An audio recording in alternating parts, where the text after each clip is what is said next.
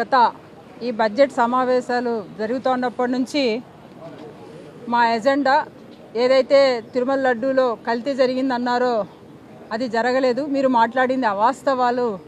వాయిదా తీర్మానాలు ఇస్తానే వచ్చాము దాని మీద, ఎందుకంటే ప్రజలకు నిజాలు తెలియాలని దాని మీద వాయిదా తీర్మానాలు ఇస్తూ వచ్చినాం.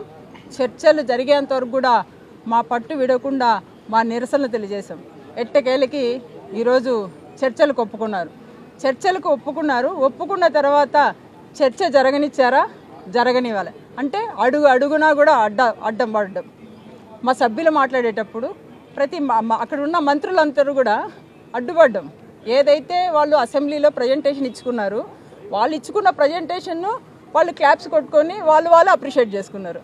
అదే మా సభ్యులు ఇచ్చే ప్రజెంటేషన్ను మాత్రం వాళ్ళు యాక్సెప్ట్ చేసేకి రెడీగా లేరు. ఎందుకంటే ప్రతిసారి మేము నిజాలు చెప్తున్నాం. ఏవైతే వాళ్ళు చేసిన ప్రజలకు చెప్పిన మోసాల గురించి, ఈరోజు ఈ తిరుపతి లడ్డూలో కల్తీ గురించి చెప్పిన మోసాల గురించి మేమైతే ఎక్కడైతే బయట పెడతామని వాళ్ళు వాటిని అడుగడుగునా కూడా మా సభ్యులు మాట్లాడేప్పుడు ప్రతిసారి అడ్డు వేయడం.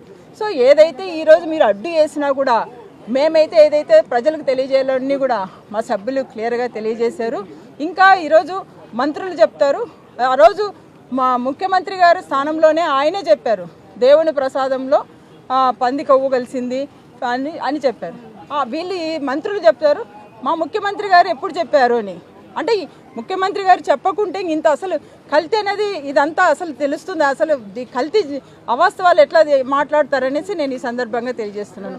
ఈరోజు మీరు మాట్లాడింది అవాస్తవాలనే మేము ఈ చర్చలకు రమ్మని చెప్పాము. అది ఒకటి. ఇంకా మాకు హెరిటేజ్కు ఏం లడ్డుకి కల్తీకి ఏం సంబంధము అని అడిగారు. సో ఏదైతే మీ సమస్యలు ఉన్నాయో మీ సమస్యలకు ఆర్థిక లాభాలు అందడం కోసమే ఈ కార్యక్రమాలన్నీ చేపట్టారని మేము ఈ సందర్భంగా తెలియజేస్తున్నాం. ఎందుకంటే ఈరోజు మంత్రులు దీని మీద కరెక్ట్గా పూర్తిగా చర్చ జరగకూడదని వాళ్ళైతే ప్రతిసారి కూడా మా సభ్యులను అడ్డుకోవడం జరుగుతోంది. అయితే మేము ఏదైతే అనుకున్నామో రాష్ట్ర ప్రజలకు నిజాలు తెలియాలి, మా వైఎస్ఆర్ కాంగ్రెస్ పార్టీ మీద మీరు ఏదైతే నిందలేశారో అవన్నీ కూడా క్లియర్గా మేము ప్రజలకు అర్థమయ్యే విధంగా తెలియజేయాలని ఈరోజు రాష్ట్ర ప్రజలందరికీ కూడా తెలిసింది ఎవరి హయాంలో లడ్డు కల్తీ జరిగింది, ఎవరి హయాంలో ఇది అంతా కల్తీ నెయ్యి తిరుమల దేవస్థానానికి సప్లై అవుతుంది అని ప్రజలందరూ కూడా, రాష్ట్ర ప్రజలందరూ కూడా ఒక క్లారిటీలో ఉన్నారు. అయితే ఈరోజు ఇంకా నిజంగా మంత్రి స్థానంలో ఉన్న మా మంత్రి గారు అచ్చెన్నాయుడు గారు నిజంగా చైర్మన్ గారు కానీ అలాగే మా జగన్మోహన్ రెడ్డి గారిని కానీ క్రిస్టియన్ గురించి మాట్లాడడం నిజంగా చాలా బాధాకరం.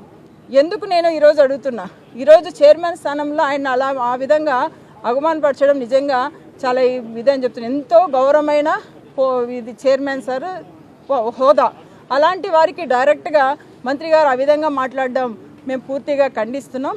అదేవిధంగా ఈరోజు మా జగన్మోహన్ రెడ్డి గారి గురించి ప్రతిసారి వాళ్ళు క్రిస్టియన్ అంటారు. అసలు మా అన్నకున్నంత మనసు వీళ్ళకుందా? మా జగనన్న చేసిన దేవుడి చేసినన్ని కార్యక్రమాలు వీళ్ళు చేశారా?